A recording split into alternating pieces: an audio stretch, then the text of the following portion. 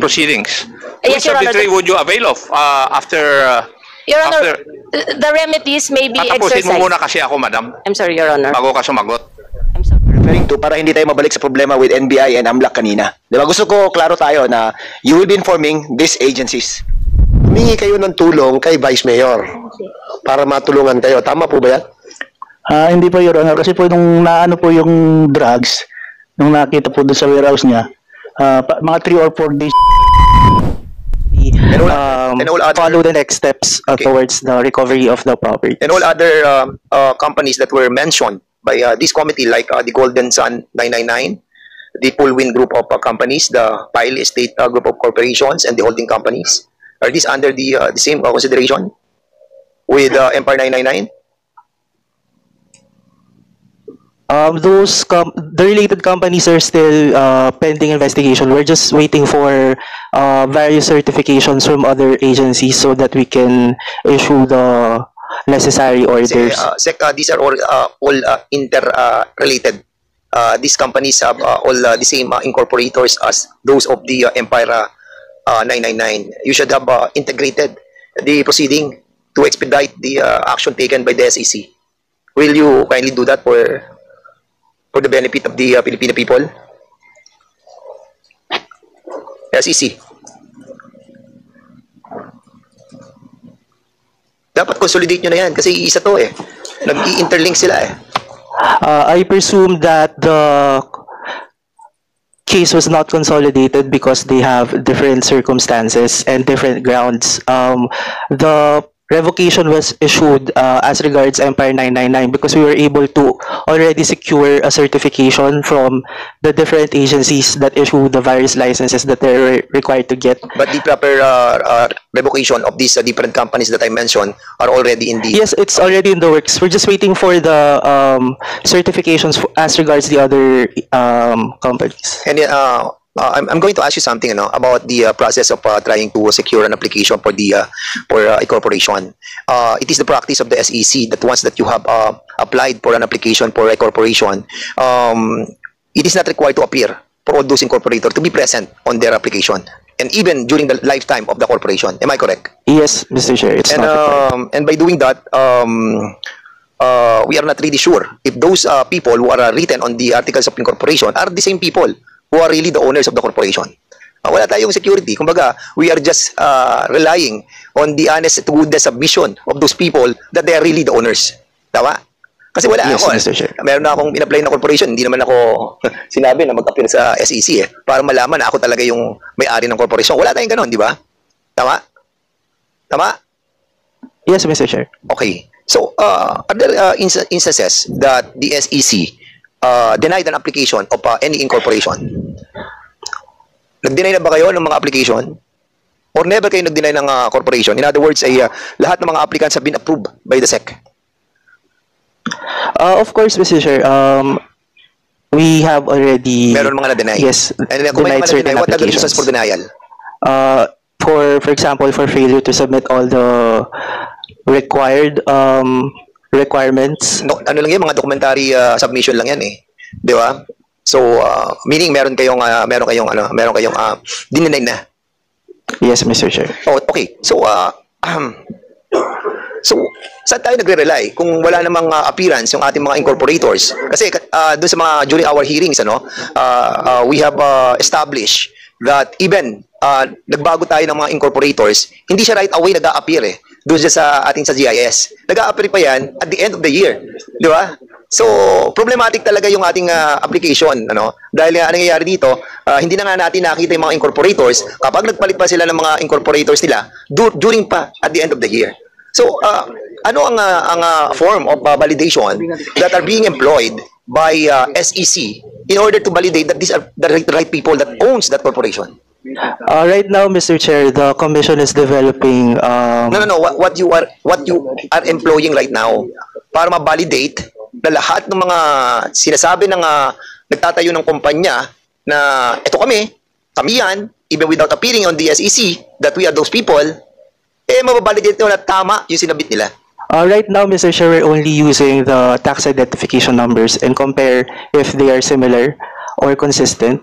and also the mga notarized documents. Yes, and the sworn certification as to the validity of these documents. Kasi meron ako pakikita sa iyo, no, SEC, no, that yung mga article ng incorporation ng Empire 999, no. Siguro pakita natin, Mr. Chair, no, para makita ng SEC yung mga pandadaya at panloloko na ginagawa ng mga taong katulad nila, no, na talagang ginagamit nila even this notarization. Kasi ito lang yung valid documents that are being submitted by these corporations in order for you to validate that their submission are authentic and transparent. Diba? Siguro, pakita na natin for a while, Mr. Chairman, no? Kasi meron ako nakakita sa open source ng Supreme Court, notarized by a certain lawyer, yan, si Attorney Benjamin F. Alfonso, and you will note that the signatures, yung IBP number niya, PTR, nagdi-differ po siya. Isang tao siya po nag-notarize ng ating incorporation ng Empire 999 noong July 7, 2015, at ayan po yung lawyer. Pero mapapansin nyo, yung mga notarization niya sa iba't ibang company na sinabit niya sa SEC, different signatures. It differs. So, kung magiging validation natin ng authenticity ng corporation na sinabit nila is based on notarized documents, naloloko po ang SEC. And that's the reason why I think we have to really, try to change the policy of the SEC. The non-appearance of the incorporators. Lalo na ngayon, napakaraming mga foreigners that they're submitting their articles of incorporations and notarized lang po. Yung kanilang notarization lang sinasubmit nila sa SEC. Yun na, tapos na. Hindi na po natin na-validate. Mr. Chair? Ano, isa. Kaya ito mga iba-ibang signature niya, pero iisang tao siya.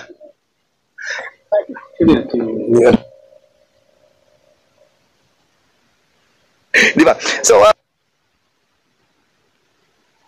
the nature of business of Empire 999 is real estate. Am I correct? Ano, SEC.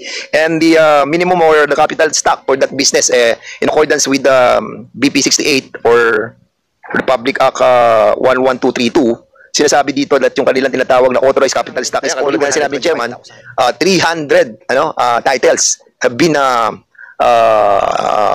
purchased by Empire 999.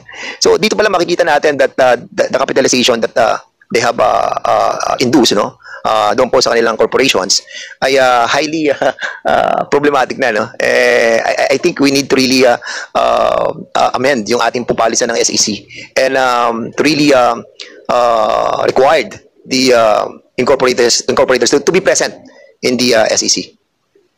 Can we get a reply from SEC? Yes, Mr. Chair. We will take your recommendations into consideration. Right now, we're near the launching of our new processes, which will also include Secure, wherein we will integrate KYC processes in relation to the registration of and application for registration of these corporations and all other processes that undergoes through the commission. Especially pag nagbago po ng mga incorporators, dapat right away nino-notify na po ang SEC that they're changing the members of the corporation para at least updated po talaga ang SEC. To give muscle to our commission. Yes, Mr. SIRB, yung ating pong Bureau of Board of Investment. We have invited the BOI. BOI?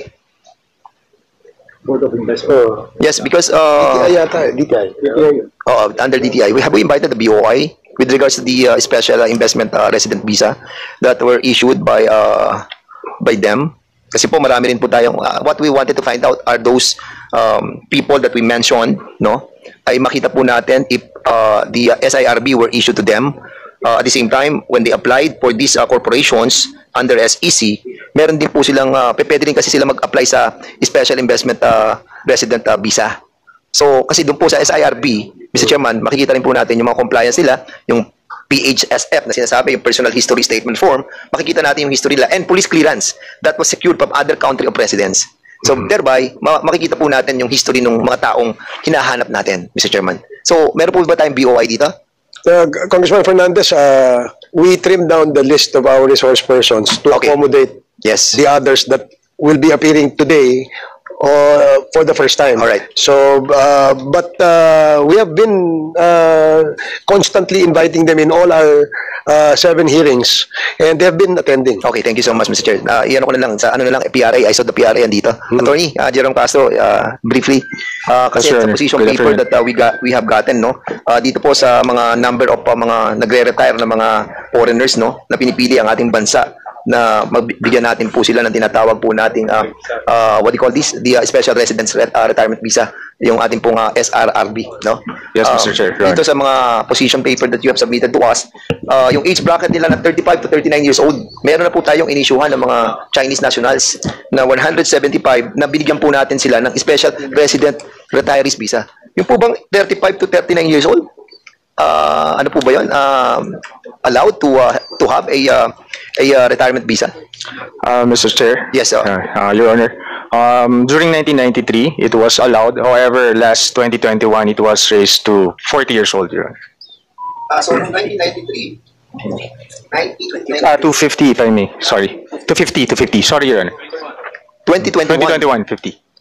Stand corrected. Be accurate on your statement. So, 2021, allowed po siya ng yung 35 to 39 years old. Yes, Your Honor. Before, Your Honor. Before. Now, it is not being allowed anymore. Yes, it's not allowed anymore, Your Honor. Okay. So, yung sa 40 to 49, na age bracket for retirement, allowed during this time na? No, Your Honor. It was raised to 50 during 2021, Your Honor. And according to your submission of your documents, we have like 4,613 na mga Chinese nationals who have been issued a retirement visa. Napakabata po ng mga to, 40 to 49. So, ang tanong ko sa iyo, Attorney, no, can you kindly submit to us? We will be giving you all these documents na mga personalities that we have mentioned in the different corporations to find out if they are have been given an SRRB, no? Para at least malaman po natin kung hindi lamang aside from the corporation, baka ginamit din nila yung yung retirement visa di ba? And with this, kasi makikita natin mga requirements, meron silang mga police clearance coming from their country, and at the same time, yung kanilang personal history, makikita rin po natin. Can you kindly submit to us? And I will give you all these names pertaining to those mentioned a while ago. Yes, Mr. Your Honor. We will comply as of Okay, thank you. Mr. Chair. Thank you, Congressman Fernandez. Before Congressman Acop, I'll just make a follow-up question sa LRA.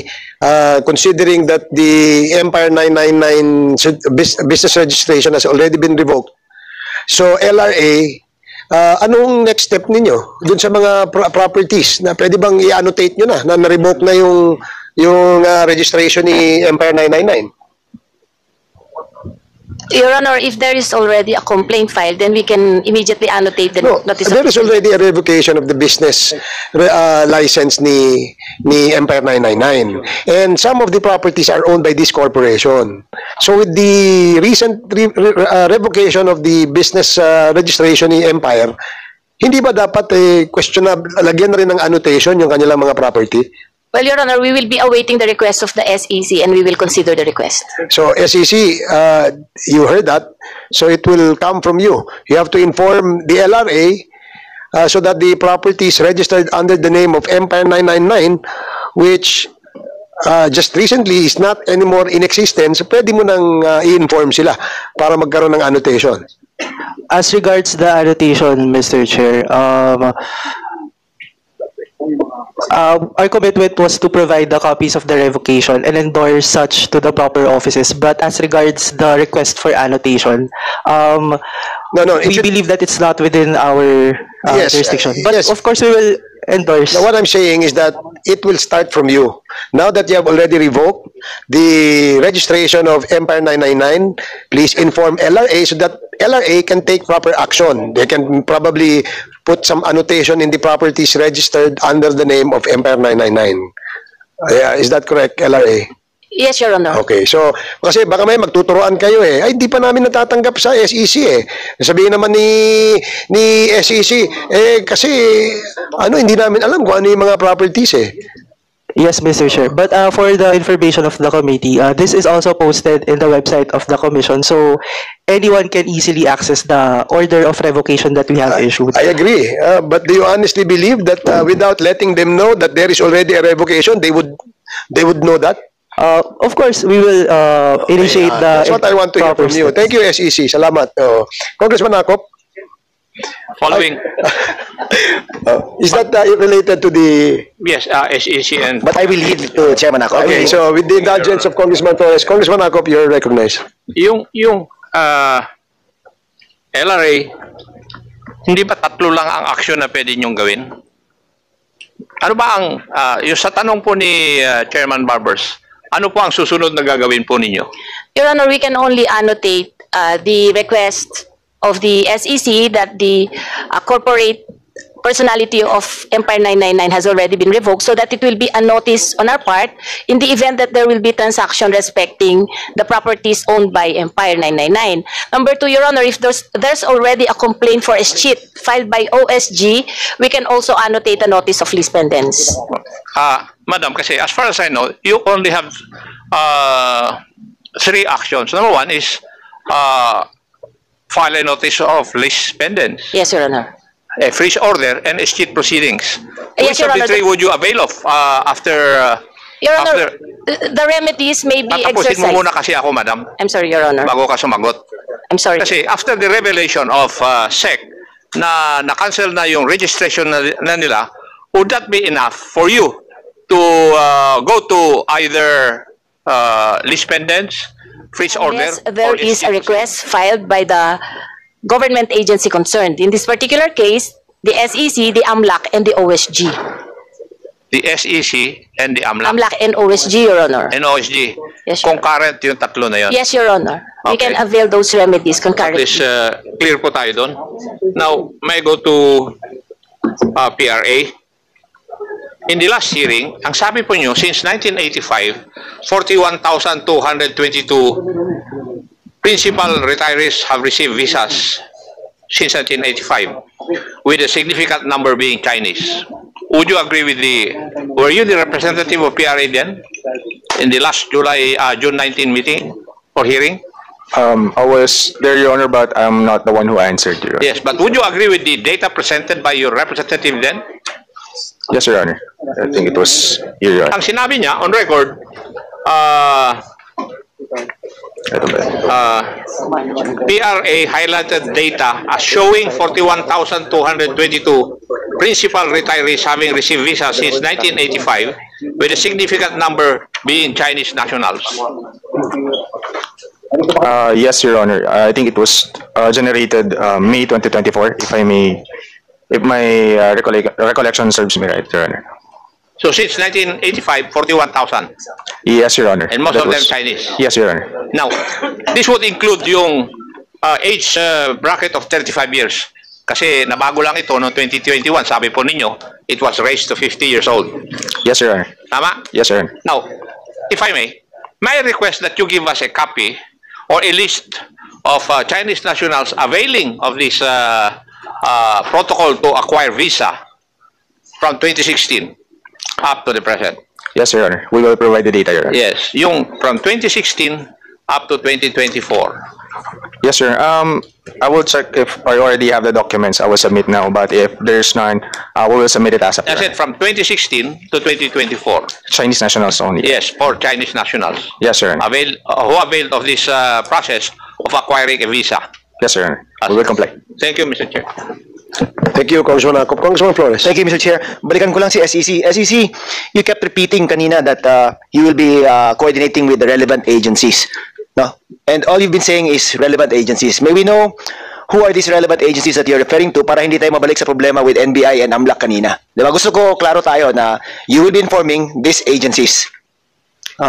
With the Department of Justice, with the Office of the Solicitor General, and with the LRA as regards the annotation of the properties. Thank you. Now, LRA, Yes, what Your will Honor. you be annotating in the titles of the properties owned by Empire 999? Well, Kasi hindi siya adverse claim eh. Hindi naman siya... yes, Your Honor. Okay, ano yun? With the request of SEC, we will be annotating the revocation of the legal personality of the corporation, Okay. so that any buyers will be forewarned of such status of the corporation. As regards the OSG, Your Honor, the moment they filed the complaint for escheat, then we can immediately annotate the notice of lease pendants. Okay, now the first annotation that you mentioned, ano yun?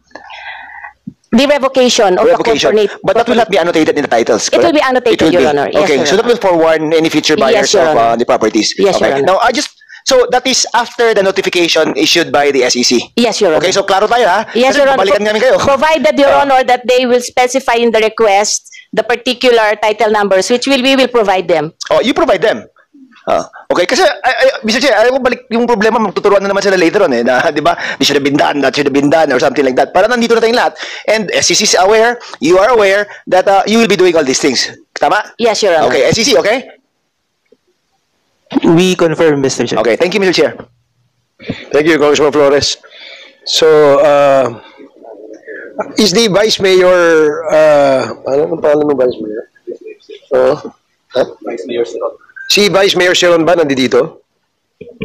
Vice, sorry at medyo hindi kita napansin, medyo malayo ng konti. May konting tanong lang ako tungkol dun sa, kilala niyo po ba si Mr. Willie Ong? Na-meet ko lang po siya nung tinawagan ako ng barangay captain ng San Jose Malino. Tinawagan kayo ni Kapitan Ramonito Bautista? Apo, na nandun daw sila sa barangay nila. Pangilang term niyo na po ito, Vice? As Vice Mayor As Vice po. Mayor, Nag-assume lang po ako. First term, but you were a Sangguniang Bayan member prior to becoming the Vice Mayor, Apo, tama? apo. Okay, bukod doon sa meron ho ba kayong mga other businesses? May ibang profession pa ho ba kayo na License ano po yun, broker po. Vice? License broker po. I'm sorry? License broker po. So license broker din po kayo? Apo. So prior to entering politics, kayo po ay license broker? Apo. So marami ho kayong na mga transaksyon sa lupa, mga ganyan? Okay lang po. So meron ho ba kayong transaksyon sa Mexico, Pampanga? Mexico, apo. Pwede po, ano pong property yung na-transaction nyo sa Mexico, Pampanga? Ang property po ni Pandillo. Pandillo? Apa. Okay. Meron ho ba kayong alam na may nabiling lupa si Mr. Willie Ong sa Pampanga? Ngayon lang po during the dito sa hearing po natin na to. So ngayon nyo lang ho nalaman na may nabili si Willie Ong? Apa. Kilala nyo ho ba lahat ng license broker dyan sa Pampanga? Ay, hindi masyado. So, may idea ho ba kayo kung sino yung maaaring nag-ahente dyan sa lupang yan? Ay, wala po. Naibenta, nabili ni Mr. Willie Ong? Wala po akong idea, sir. So, wala ho kayong idea? Opo. Si Mr. Willie Ong, kakilala nyo? Ay, hindi ko po kilala. Hindi nyo pa na-meet? Hindi, na-meet ko po siya once nung tinawagan po ako ni barangay captain po ng, San Jose Malino. Bakit po kayo tinawagan ni Kapitan? Anong pinakilala kayo kay Mr. Willie Ong?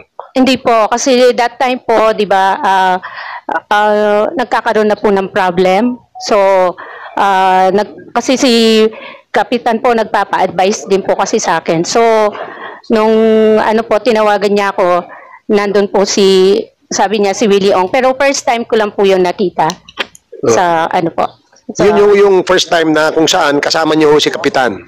Tinawagan po ako, pinuntahan ko po siya. So, mga ilang beses po kayo nagkausap, nagkita, once lang po. Yun lang po. Once lang po? Apa. Meron mo kasing information na nagkaroon na yata ng problema sa right of way dun sa area ng warehouse ni Mr. Willie Ong. Tama po ba yung Kap?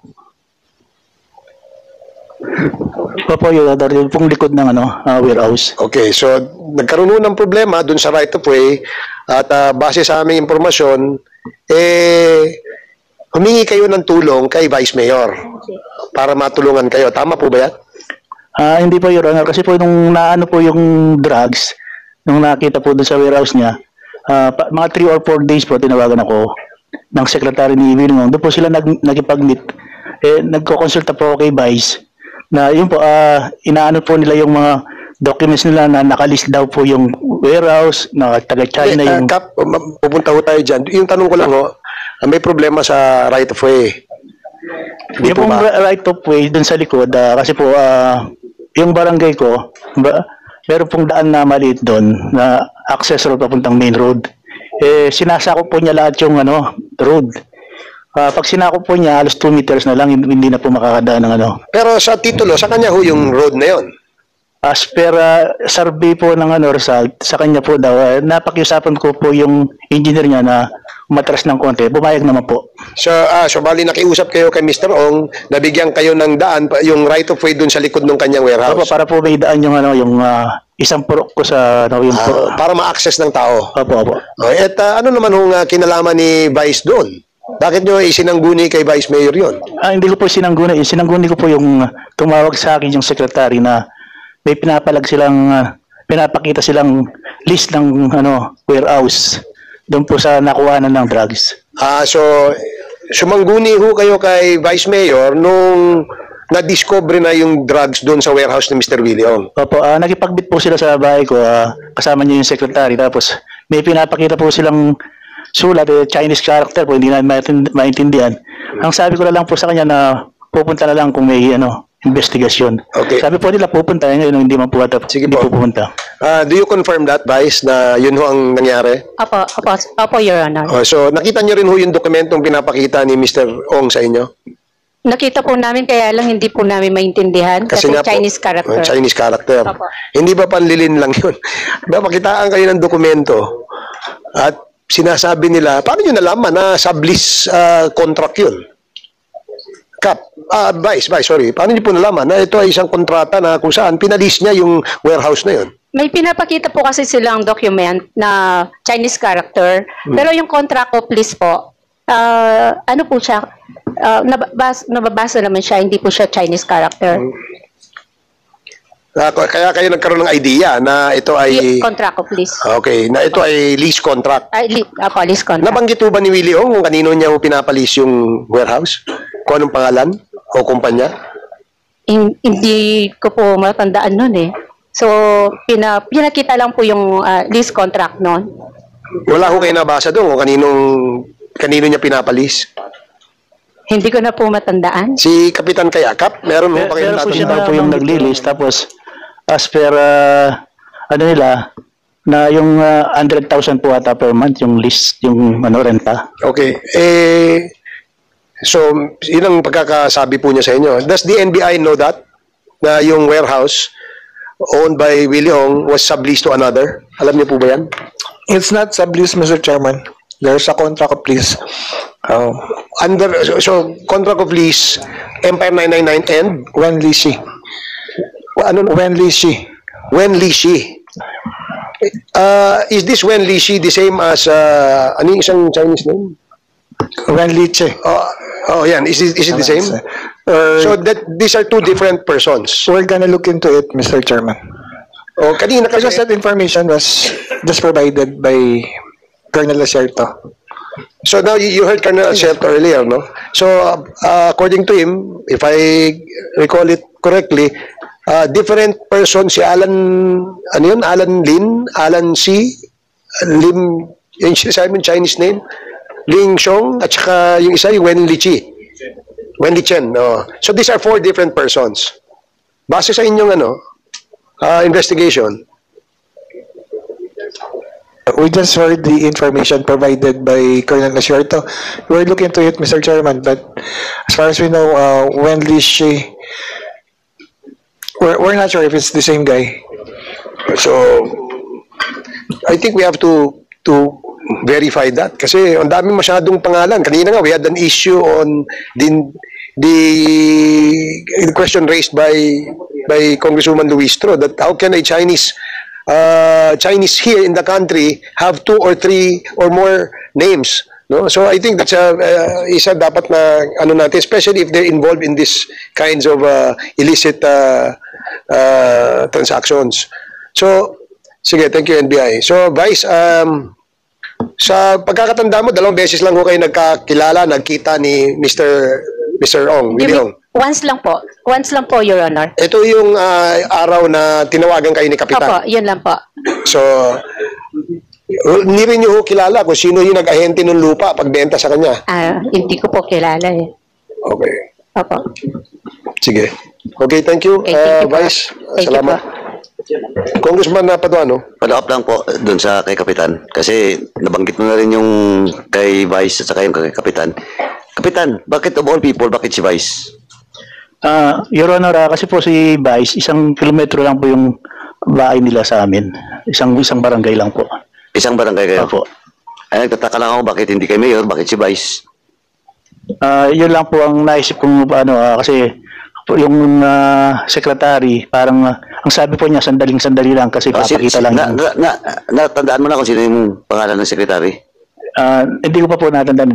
Tingnan ko po doon sa barangay hall, doon sa record nila. Vice? Yes, Your Honor. During that meeting, so nakaharap po si Willie Ong. Yung daw pong isa yun, si Willie Ong daw po. Paano kayo na-introduce ni Kapitan kay Willie Ong? Pinakilala lang po nung araw na yan. Alam ni Willie Ong na Vice Mayor ka? That time po kasi halos kaka-assume. Opo. Opo. Yeah. Opo. So, alam niya na Vice Mayor ka? Opo. Ay, yung secretary? Yung secretary, yung also the secretary of Willie Ong? Opo. Na-introduce po ako ni Cap. Okay, hindi mo matandaan yung pangalan ng secretary din? Hindi po kasi ano po yun parang nagmamadali din po sila. Pero in-advise po namin kasi syempre po kami clueless din sa Sanggunian dahil the following day po yata yung yung ating dito po yung committee hearing.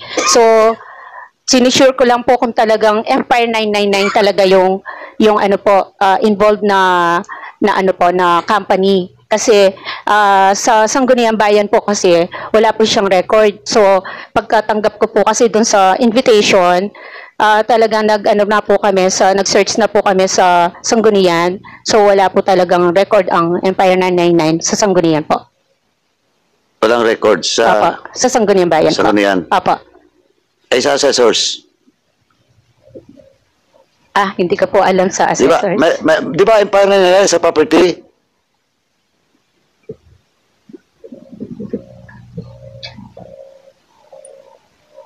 Willie Ong, Mr. Chairman.